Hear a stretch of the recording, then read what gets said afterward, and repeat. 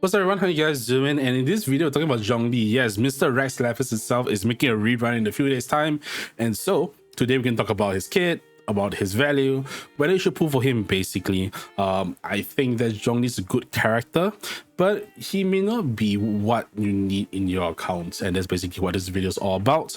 We'll talk a little bit about his builds and everything, but mostly about whether you as a player should pull for him. So yeah, let's get this video started. All right, so Zhongli is a very simple character to understand. He is basically a shielder. That's his main thing. His skill is his main part of his kit. When you press it, you will summon a pillar, but if you hold it, not only will you summon the pillar, you also will provide your team, you yourself and your team, a jade shield. Has very nice damage absorption, has very nice scaling.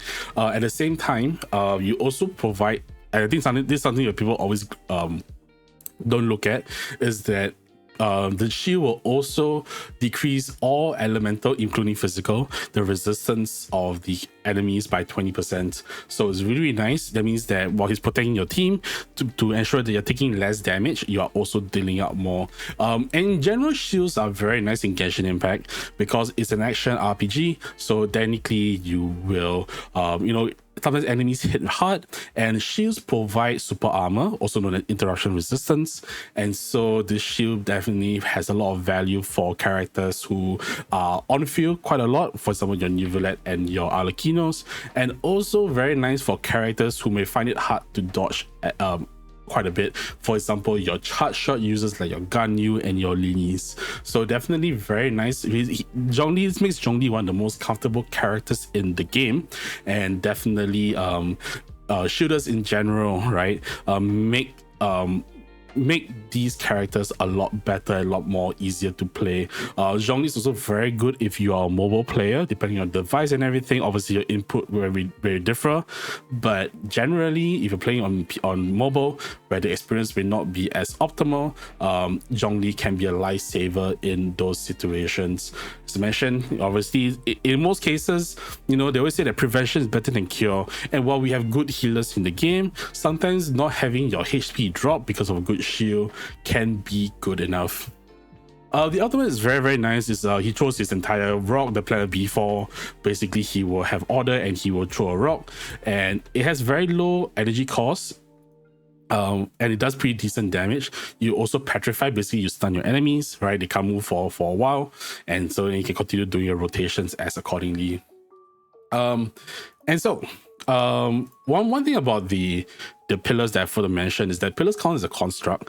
What this means is that when you have like other constructs around, the shockwaves that you provide will like bounce off each other. So that means like Ningguang's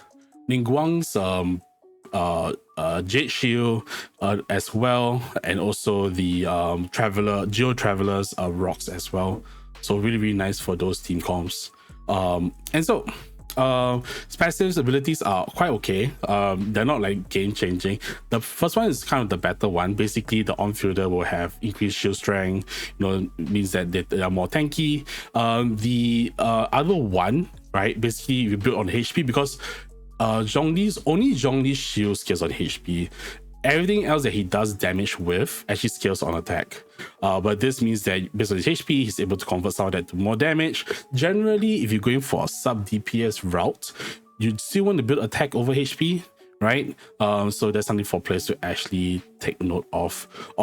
Technically, you still want to prioritize HP for the shield, but in terms of damage output, attack still has more precedence. All right, and one last thing, if you're using Favonius, do take note that sometimes you may want to weave in the basic attacks, because he has actually some of the fastest combos for his basic attack, so it's easier to proc the Favonius ability. So yeah, all in all, I think that Zhongli is very comfortable. As mentioned, I think it's one of the, if not the comfiest character in the game, and he does have very good shields. But we talk more about this in the pros and cons section, is that Zhongli, because he doesn't really do much, like for example, he does besides shielding, like I know he has the 20% shred, but considering that like Veridescent Veneral holders will have 40% shred and stuff like that, or even like Shieldbot also does more shred, 36% I think at level 10, 36, yes, right? So definitely is a lot. They shred more, right? So something to take note. So, Zhongli basic. What this means is that Zhongli in total kind of feels like a DPS loss in most cases, unless maybe mono geo. So definitely for players who are playing with these team comms, something to really take note, because while you are sustaining yourself better, you're also taking a cut of your DPS. So obviously with the newer characters, the damage numbers are a lot bigger, where this is not noticeable, but something for players to actually take note of when pulling for him. People also complain about the ultimate cast time. In my opinion, if you're complaining about the extra seconds, I think there are bigger problems than Zhongli's ultimate duration, in my opinion, right? If you have 3 or 4 seconds extra is costing you a run, maybe it's the artifacts or the weapons or the team comps, in my opinion. Okay, but anyways, I digress. All right, so let's talk about his artifacts. Okay, generally, if you go online and you look at his artifacts, look at guides, many people will recommend the 4-piece tenacity to the millilith, and I think on paper it is actually his best set. That being said, the 4-piece ability can be pretty hard to maintain because you need the elemental skill to hit the opponent for the attack and shield strength bonus. And unfortunately, Zhongli's skill has 2 glaring issues. First is the AoE from the pillar isn't as big, so it can be a bit iffy to hit enemies at times. At the same time, the pillar can be easily destroyed for some reason, which means that the pillars do not, obviously the pillars are destroyed, you can't use a pillar to attack, right? Unless you summon a new one. So this 4-piece can be a little bit hard to trigger. If you're able to trigger it consistently, by good placement of your shield, then good. But in general, I think that in my opinion, this is more for a Shieldbot build, like maximizing your shield. In my opinion, 2-piece Vorokasha and Tenacity is a lot better. Obviously, you don't have to play around with the finicky 4%, and that means that your subsets can be a little bit more relaxed, right? So that's that. For a sub DPS build, if you want to do more damage, Arcade Petra can be nice, but generally this 4-piece can be a little bit iffy to proc as well. So because Zhongli needs to personally collect the crystallized shards, so generally most players gravitate towards a 2-piece Geo with either the 2-piece Noblesse, which gives you additional burst damage, or a 2-piece attack or HP, depending on which one or which route you want to go for. So for me personally, I've gone for the 2-piece burst with 2-piece Noblesse, the 2-piece arcade, and this is my stats. 61, 50, 151 with 157 energy recharge. Not the best, I will admit, but it does get the job done. There's another niche set that you could probably use, which is the Deepwood Memories for Dendro teams, because in Dendro teams generally one person with the Deepwood set on them to shred the 30%, and generally Zhongli's skill or burst is able to do it for the 8 seconds. So it can, but it can be a little bit hard to upkeep because of his abilities, so something to take note of that. But then again, he is a very good user of this set for those team comps. All right, for those of you who want to spend your money or waste your premium gems like I did, this is the Constellations. The TLDR is none of his Constellations are worth it, but generally this one gives you an additional pillar. This one is kind of his best, where the burst will give you a shield, so you don't have to use both the shield and the skill at the same time, the skill and the burst at the same time, just to proc. You're able to do it, you're able to kill 2 birds with 1 stone basically. This one gives you additional AoE and petrification for the burst. C6 a little bit better with Farina, although I would say that if you're pulling Zhongli C6 for Farina, they are like better healer options, and also it's kind of anti-synergistic with Hu Tao. So if you're using Zhongli with Hu Tao, kind of not the best, right? Because your heal will deactivate one of her talents. So yeah, as I mentioned, don't pull for Zhongli's Constellations, but in case you want, probably C2. That's about it. All right, weapon section. Okay, so weapons is quite straightforward. If you're going for a DPS build, or sub DPS build, any DPS weapon is good. Your 5-star options that are the best are your Primordial Jadewing Spear and your Staff of Homa. Everything else, the 4-stars can be decent as well. Deathmatch, even the catch can be very nice. All those weapons are pretty okay. If you're playing on a more shielder kind of supportive build, Favonius is pretty good, as well as the Black Tassel for the HP stat. Some people argue about the Dialogues of the Desert Sages, which was a 4.5, if I believe, if I'm not wrong, 4.5 event. That being said, this one kind of useless because you can't proc it, because unless you have C6, and you're putting C6 to proc this effect, money can be better spent elsewhere. So all in all, I think its weapon selection is very nice, very simple. DPS build, the standard DPS weapons all work very well. Favonius also works okay. And then if you want to go for a shielder, Black Tassel or Favonius, depending if you want thicker shield, or whether you want to supply your teammates with energy. Okay, so before we carry on to the team sessions, I think just talk more about the pros and cons. Obviously, pros is that it's very comfortable. Shields, prevention is better than cure.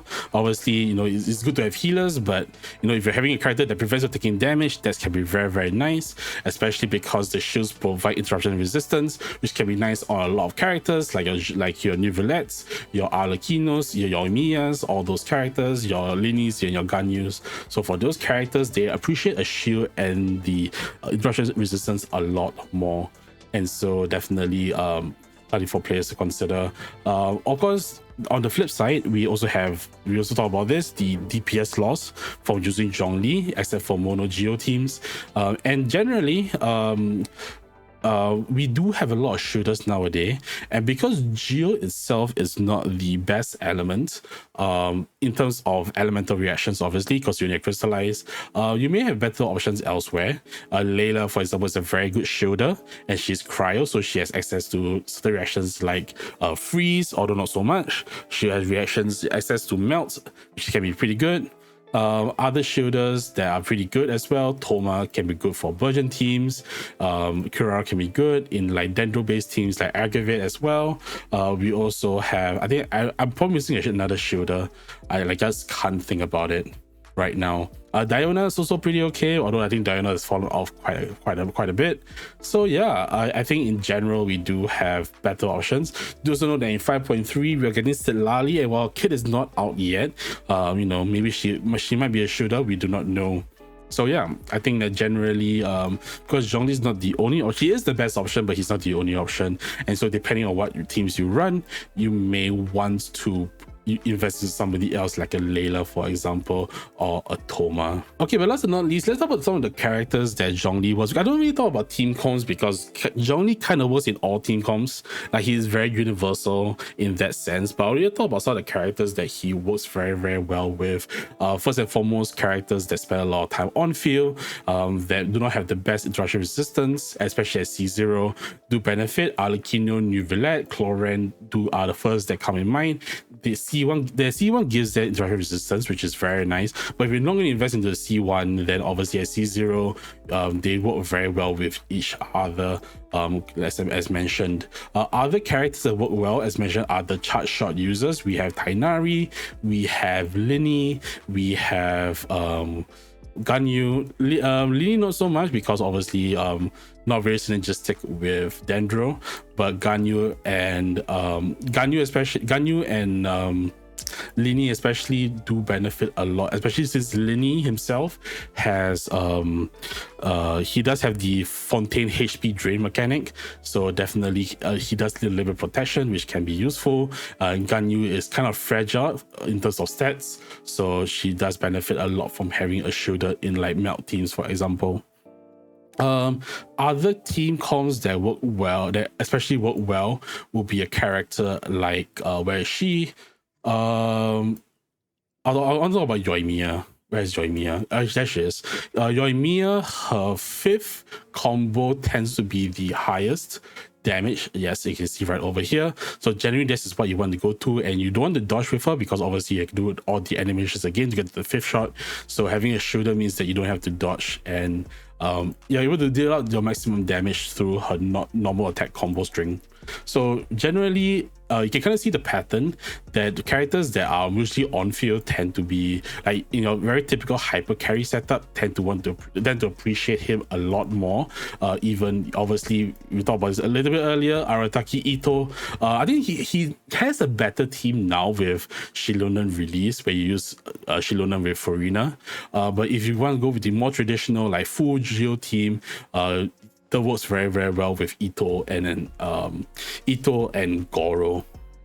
And last but not least, obviously his son, Mr. Shao himself, Ziox, Lament, whatever.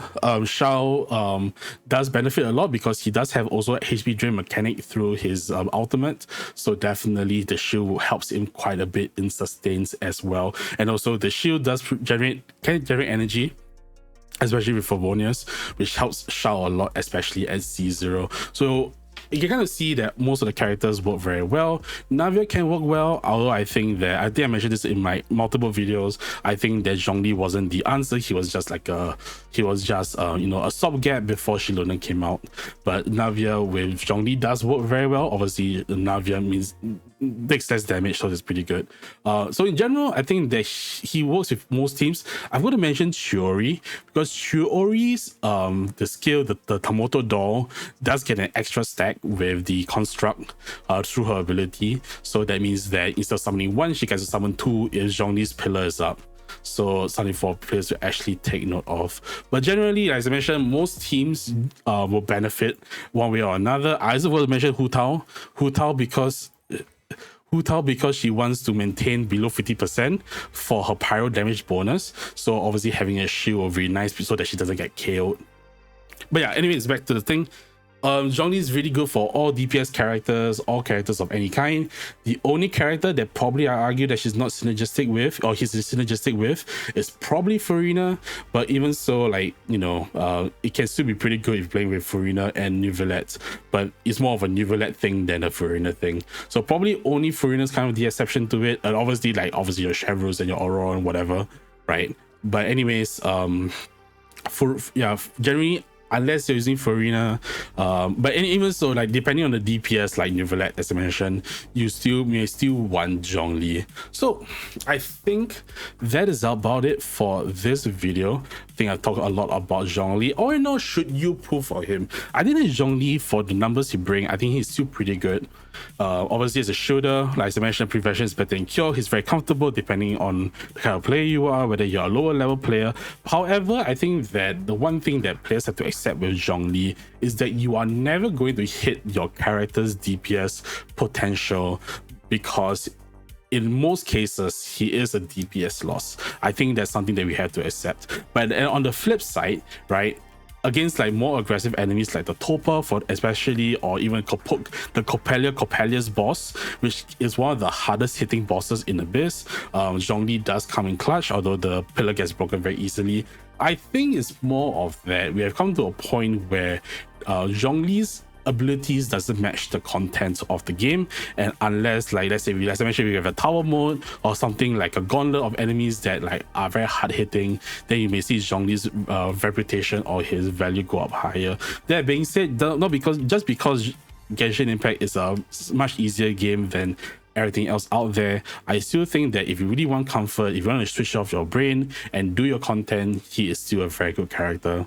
What do you think? Do you think that Zhongli is worthless because he reduces the DPS, or is comfort the best thing in the world and that you would rather sleep through your Abyss runs knowing that he's there to protect you through it all like a good father? Do let me know in the comments down below. Let me know what you think about Zhongli. I love him, right? But I do acknowledge his weaknesses, and I'm not going to say like, oh, it's a must pull, right? Because we do have alternatives in the game. So anyways, once again, thank you for watching this video. Appreciate it. If you like this video, don't forget a thumbs up, share, comment, subscribe, all that good YouTube stuff. And I do stream live on Twitch sometimes, so check me out. Check me out. The link down in the description below. Jesus Christ, I can't speak. And I'll see you guys next time. Until then, stay healthy, stay safe, be good to yourselves and the people around you. I'll see you guys next time. Bye bye.